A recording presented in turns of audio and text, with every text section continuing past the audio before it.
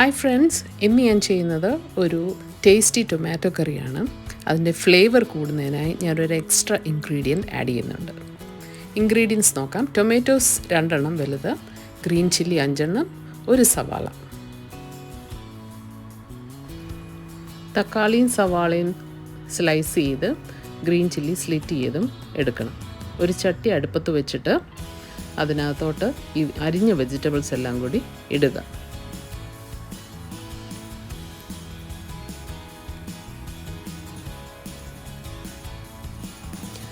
അതിനുശേഷം നികക്കെ വെള്ളമൊഴിച്ച് അത് അടച്ചു വെച്ച് കുക്ക് ചെയ്യണം. അതിനു മുമ്പായി ഉപ്പിടുക.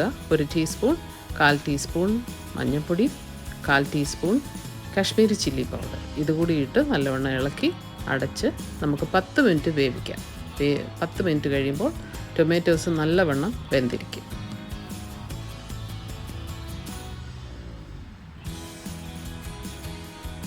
അരപ്പ് ഇതിന് നോക്കാം. കോക്കനട്ട് സ്ക്രേപ്പ് ചെയ്ത് 2 cup, green chilli 2, garlic cloves 3 എണ്ണം,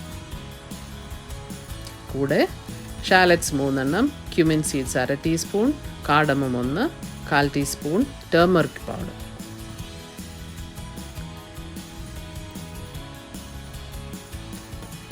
ഈ അരപ്പെല്ലാം കൂടി മിക്സിയിൽ നന്നായി ഗ്രൈൻഡ് ചെയ്ത് എടുക്കുക.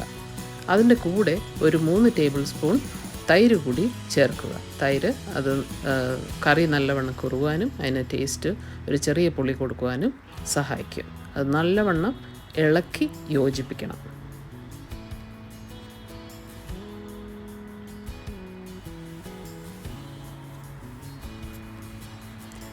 ടൊമാറ്റോസ് വെന്തതിന് ശേഷം ഈ അരച്ച അരപ്പ് അതിലേക്ക് ഇട്ട് തിളപ്പിക്കാതെ ഇളക്കി ചൂടാക്കി നമുക്ക് കറി വാങ്ങിയെടുക്കാം.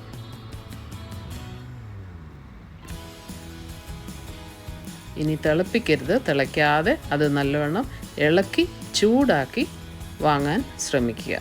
തിളച്ചാൽ അത് ചിലപ്പം പിരിഞ്ഞു പോകും തേങ്ങ, അതുകൊണ്ടാണ് തിളപ്പിക്കരുതെന്ന് പറയുന്നത്. ഉപ്പ് നോക്കിയിട്ട് ഉപ്പ് ആവശ്യമാണെങ്കിൽ ചേർക്കുക. എന്നിട്ട് ഇത് നമുക്ക് തീ ഓഫ് ചെയ്യാം. ഇനി അതിനുശേഷം കടുക് വറുക്കാനായി ഒരു ചീനച്ചട്ടി അടുപ്പത്ത് വെച്ച് വെളിച്ചെണ്ണ ഒഴിച്ച് കടുകിട്ട് അതിനുശേഷം ഉലുവയിട്ട് ചെറിയ ഉള്ളിയും വറ്റൽമുളകും കറിവേപ്പിലയും ഇട്ട് നമുക്ക് താളിച്ചെടുക്കാം.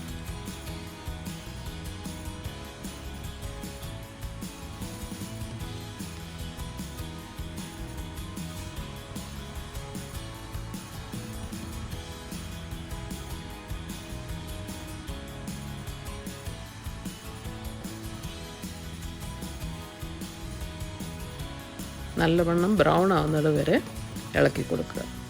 ബ്രൗൺ ആയതിനു ശേഷം 1/4 ടീസ്പൂൺ മുളക് പൊടി കൂടി ഇട്ട് ഫ്ലെയിം ഓഫാക്കി എടുക്കുക.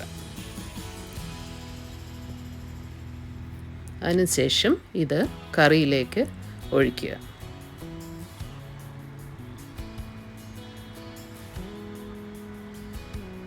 ഈസി ടൊമാറ്റോ കറി ഇവിടെ റെഡി ആയിരിക്കുന്നു. വളരെ ടേസ്റ്റിയാണ്. എസ്പെഷ്യലി ആ കാർഡമം ആഡ് ചെയ്തിരിക്കുന്നത് ഒരു ടിപ്പാണ്. നിങ്ങളെല്ലാം ട്രൈ ചെയ്ത് നോക്കണം.